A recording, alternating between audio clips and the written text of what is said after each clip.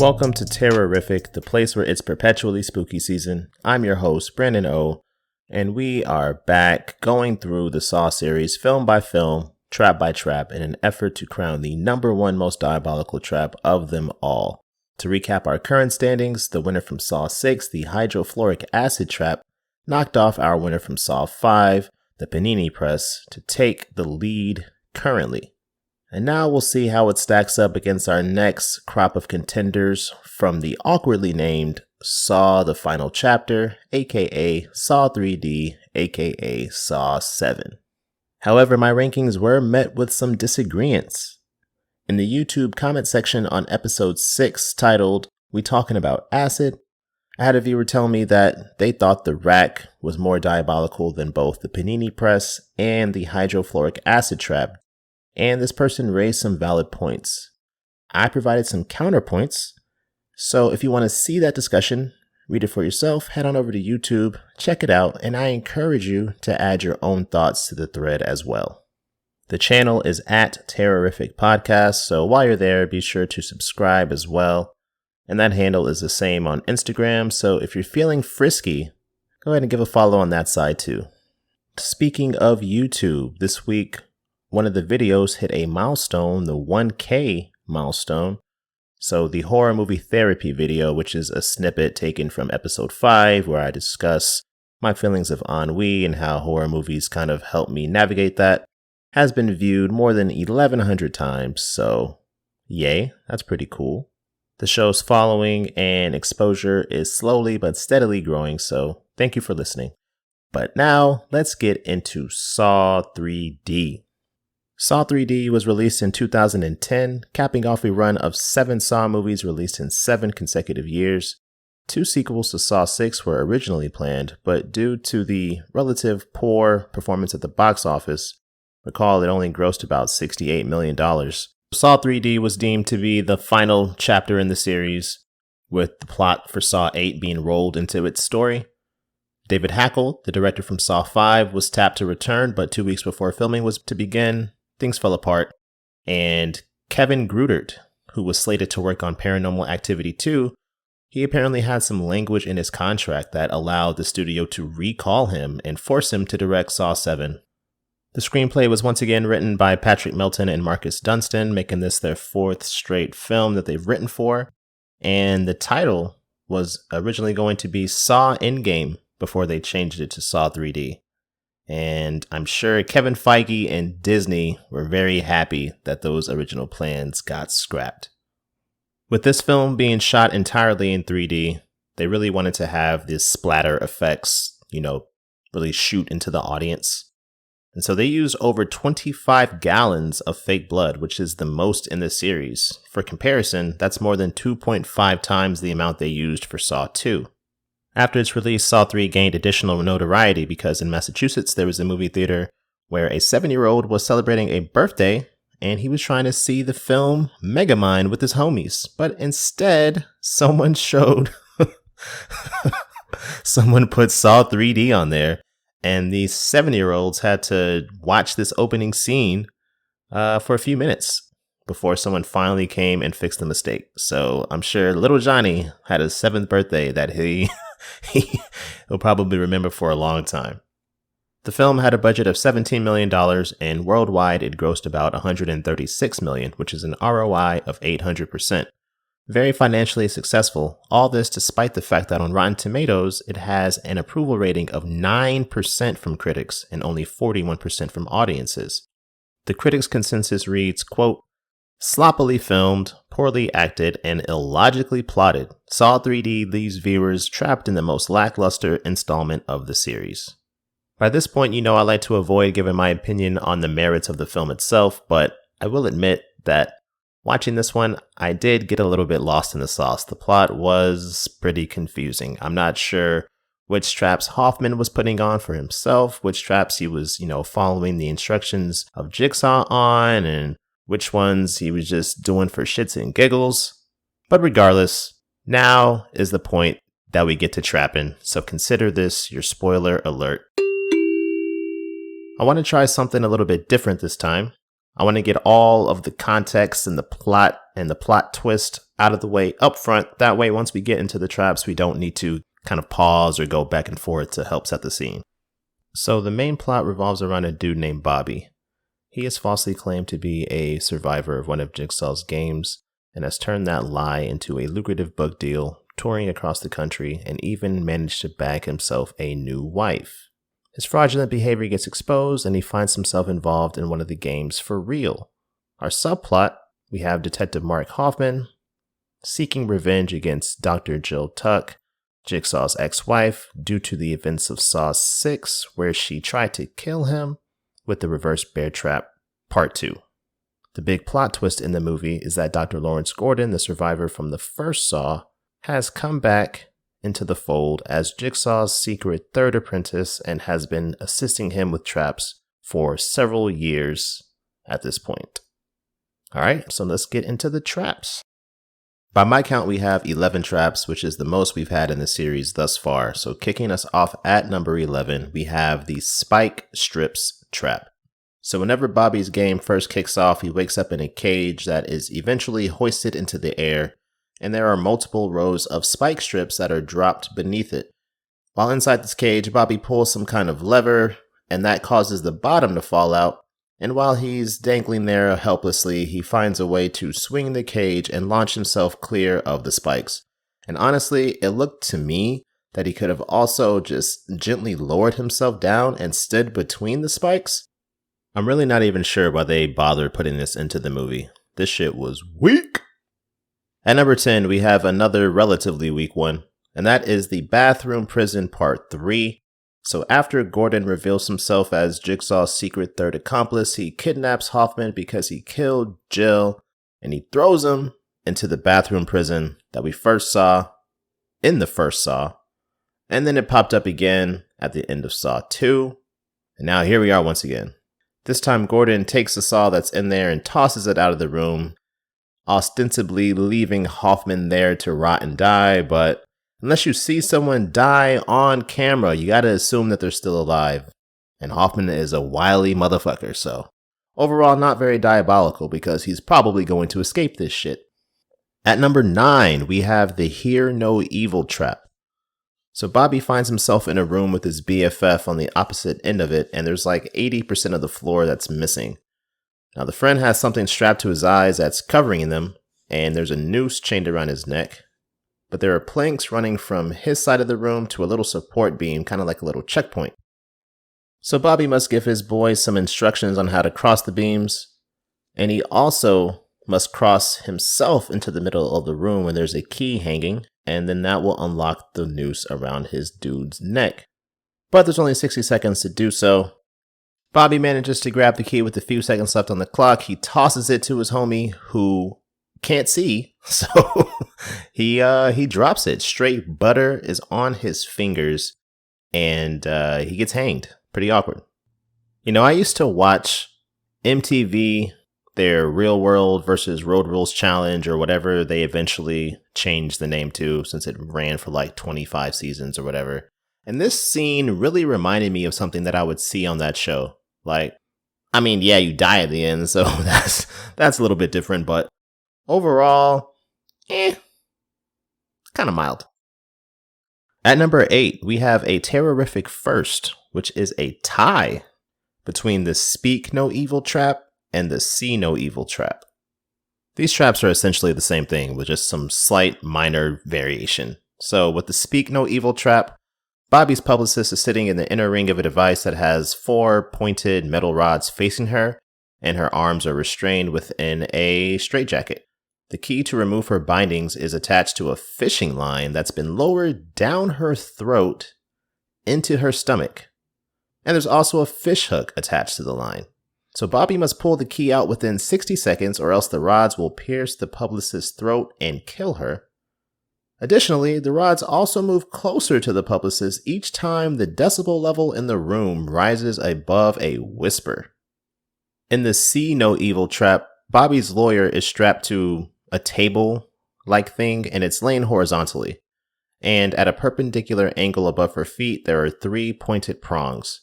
There's another 60-second timer, And once the device begins to move, the table will swing up and the prongs will pierce the lawyer's eyes and mouth if Bobby does not delay its movement for at least 30 seconds. To accomplish this, he must step into another machine that's next to the one that the lawyer is strapped to, and he must lift the bars to the highest position long enough to close the electrical circuit to slow down the device. And this machine is essentially a standing leg press. It literally has weights on it and everything. And so when he lifts it, spikes come in and stab him in the side. So he has to hold up a couple 100 pounds for 30 plus seconds while simultaneously being stabbed. Now, just because these traps tied one another doesn't mean that they're not fucked up, because they're definitely fucked up.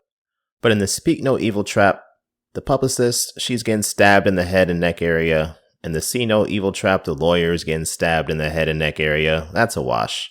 Now, the fish hook in the throat, that's definitely going to cause some damage. But no harm is coming to Bobby. Meanwhile, on the other side of things, he's getting stabbed in his ribs while the lawyer gets to chill until she gets fucked up. So I'll consider that to also be a wash. And I don't condone violence against anyone, and definitely not against women. But if the decibel level in the Speak No Evil trap is what is going to cause it to accelerate, bro, if I'm Bobby, I'm just knocking the publicist out. You can't scream if you're unconscious, right? And that'll give me time to fish the hook out without having to fret about anything else, and we all win. And in the other trap, talk about a PSA for not skipping leg day. Coming in at number 6, we have the opening scene that the kids in that birthday party got to experience, and that is the love triangle trap.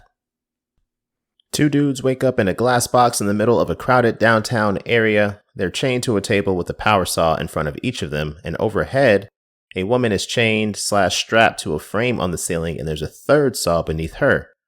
Well, it turns out that dude 1 is the main, and dude 2 is the side piece, so things get pretty awkward. One of the 3 must die. If the bros want to save the chick, they must push their saw all the way to the other dude's side, and the saw that's beneath the cheater, that lays down, and she's going to be saved. So they have 60 seconds to decide, and they start pushing back and forth, trying to prove who's the real alpha. But then the side piece gets some delayed post-nut clarity, and he's like, bro, is the chick that fucked me in your bed 2 days ago worth both of our lives? And the main dude's like, you know what, bro? You're right. They stop fighting, they stop pushing, and the cheater gets lowered down onto the saw, and she is bisected. Now, from a carnage perspective, the last 2 traps definitely have this one beat. But from a diabolicality perspective, 1, we're exposing a cheater. Shout out to Bro Code. 2, we're doing it in a public area where dozens or hundreds of witnesses can see this cheater being exposed and subsequently bisected. Well, that's pretty diabolical to me. Jigsaw literally calls the girl toxic, bro. And I died. I was like, man, this dude is preaching right now. He is writing for the homies, even though he's absolutely insane. And now we are into the top 5. Coming in at number 5, we have another part 3, and that is the reverse bear trap part 3. Hoffman finally corners Jill at the end of the movie, and he puts her in the reverse bear trap, sets the timer, and restrains her hands to a chair. She either does not have the wherewithal or the resolve to use it to crush her hands in the same manner that Hoffman did, and therefore her face gets ripped apart. And we get a nice, gory shot of all that remains. And it is disgusting. It's also interesting to think about the fact that 3 of the 4 people who spent the most time in close proximity to Jigsaw were put through this same exact trap. And of those 3, the one that Jigsaw cared about the most, his ex-wife, is the only one that actually died from it. So I'll let you mull over what that might mean. But the sheer effort Hoffman used in order to complete his revenge, I gotta respect that. So number 5 seems apropos. But here is where things start to ramp up. So at number 4, we have the tooth pull trap. Bobby comes face to face with a door that requires a 4-digit combination in order to open it, but if he manages to do so, then he will be able to enter the room where his wife is being held captive. The numbers needed for the combination have been etched onto 2 of Bobby's teeth, and there's a chart in the room that tells him which teeth to pull, and also the order in which to enter the numbers. Well, Bobby gets some pliers and gets to work, yanks out 2 of his teeth, and moves on. You may be wondering how a simple tooth extraction landed in the top 4. Well, it's pretty simple. While I was watching this is one of the only traps that really gave me shudders or whatever, because it seems so realistic, so plausible. There's not going to be someone who wakes up in a reverse bear trap or, some straight jacket with all these metal rods pointing at their neck, but pulling your teeth out? I mean, we've all been to the dentist. We've all experienced tooth pain and how it can seem like it's never ending. And you can take all the pain pills in the world, but still somehow that shit is still reaching down deep into your bones and making you be like, what the fuck is going on? And then having to do it yourself, having to pull out your own teeth with some dirty ass pliers. Fuck that. At number 3, our bronze medalist, we have Hoffman's base of operations trap. Now this one has a lot of layers to it. Okay, so first, Hoffman had tapped into the police video feed, so he had full knowledge of all their moves and their progress towards investigating/finding him. And so he was able to deceive the main detective into entering his base of operations, where an automatic turret gun was waiting. Just completely ripped dude to shreds. He brought in 2 uniformed officers as backup. They got demolished as well. And then Hoffman swapped out one of the corpses in a body bag, used that corpse as a decoy to lure the detective and his associates into the base of operations to begin with. And as they brought that body bag back to the police station, Hoffman breaks out, takes out the mortician, takes out several other officers, and then he makes his way to Jill, where we know he puts the reverse bear trap on her and takes her out as well. This dude mowed down at least 12, 15 people single-handedly, taking knives to the neck. Didn't slow him down one bit, straight Terminator mode, and it was wild. This dude even had a toxic gas setup back at his base as well. So when the officers tripped that took out, a half dozen more. He was very thorough.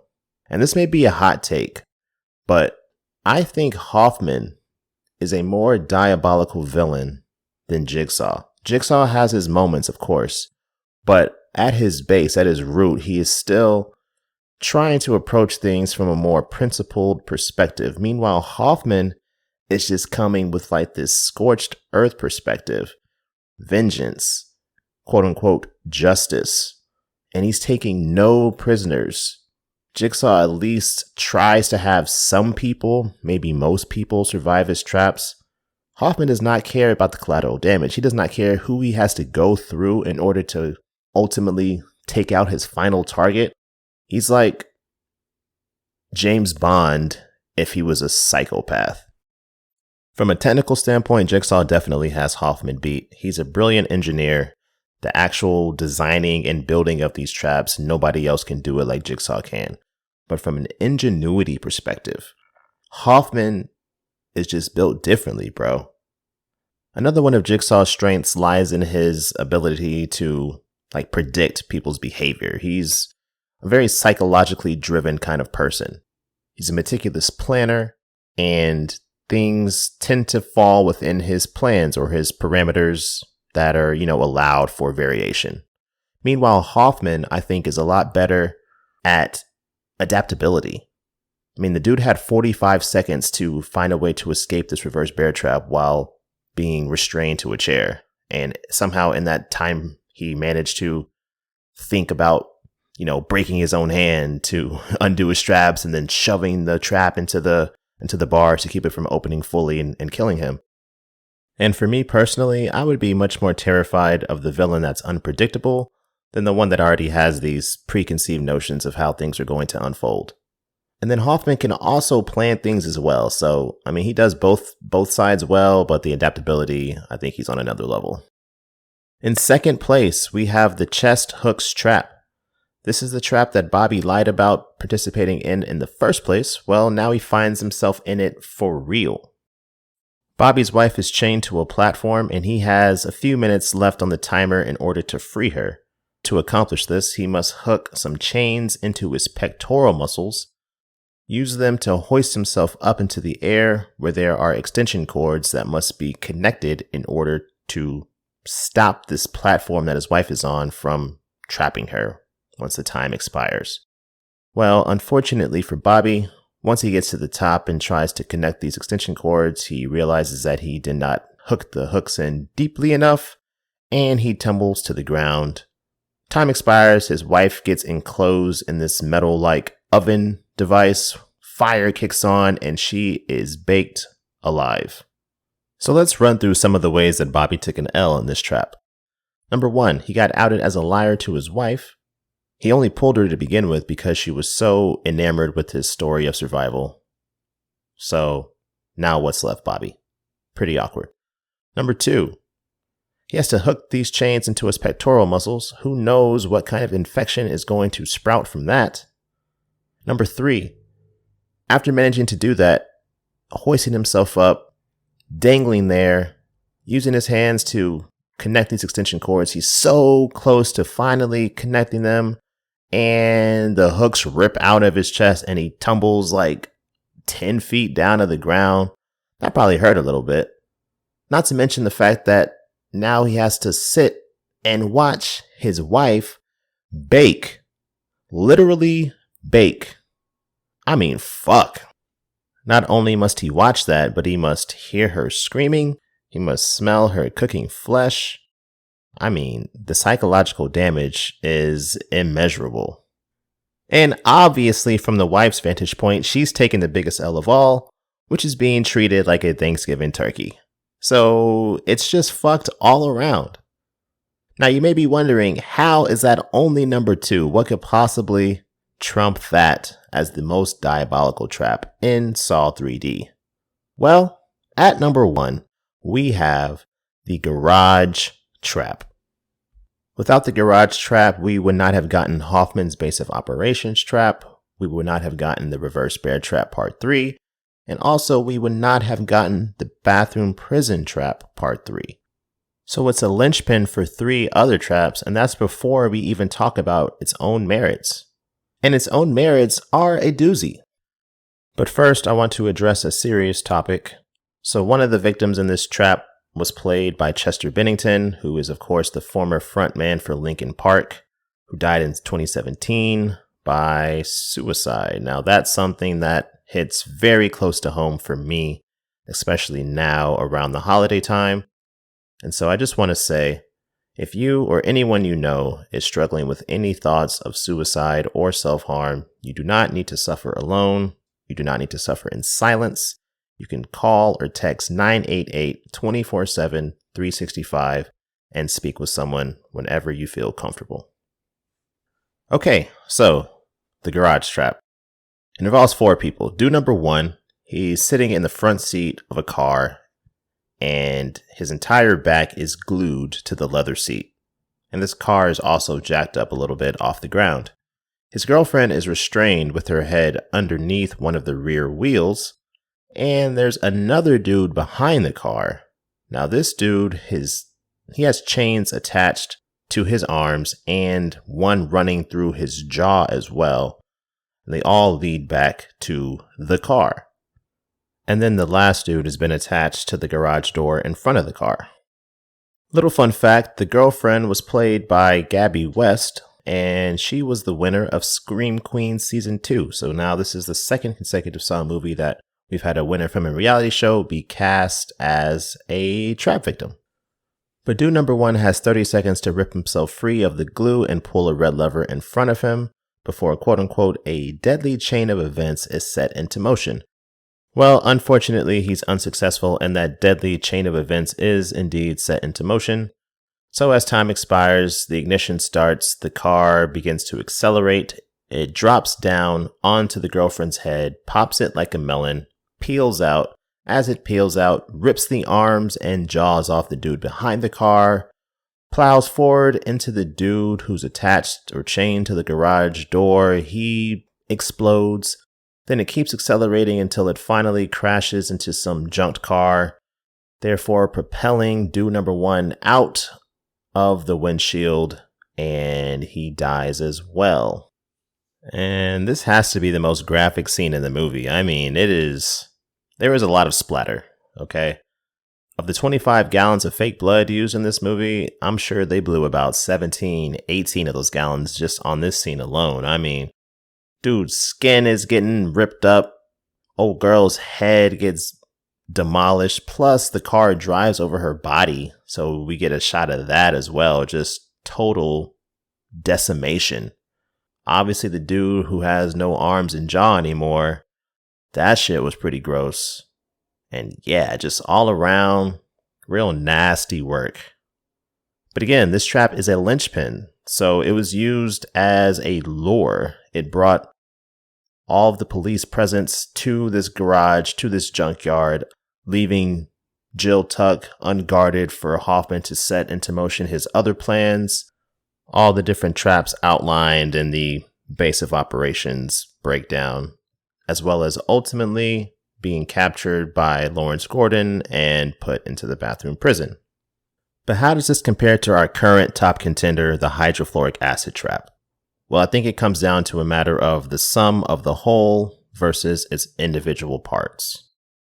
If we were to collectively take the damage, carnage, fallout, scheming, plotting, etc., all those different factors from the garage trap, the base of operations trap, the reverse bear trap part 3, and the bathroom prison part 3, that would easily, hands down, wash every single trap through the first 7 Saw films. However, this is not a team competition, so on an individual basis, the garage trap, all the deaths involved in that were instantaneous. Meanwhile, the hydrofluoric acid trap, that took a little bit of time. Okay, this dude is slowly melting from the inside out. And maybe there's nerve damage, but who knows how long it takes. So he's feeling some amount of pain for what I assume is a longer period of time than anybody involved in the garage trap. And then finally, we have the psychological aspect of the hydrofluoric acid trap, with this notion that William went through all these trials and tribulations. He successfully completed every task that was placed in front of him, only for him to get to the finish line and realize that it was a trap for him all along, and he has to sit there and get melted while his sister watches. Because of that, I am taking the hydrofluoric acid trap as the winner over the garage trap to continue on in its quest to be crowned as the most diabolical trap in the Saw series. The hydrofluoric acid trap now becomes our second trap after the rack to win 2 straight weeks, and now it seeks to become the first to win 3 consecutive. So we'll see how it goes. Next episode, we'll get into Saw 8, or Jigsaw, whatever it's called. I actually have not seen it yet. The first 7 were all rewatches. 8 through 10 are all going to be fresh views for me, so that's exciting. But in the meantime, remember, always keep it spooky.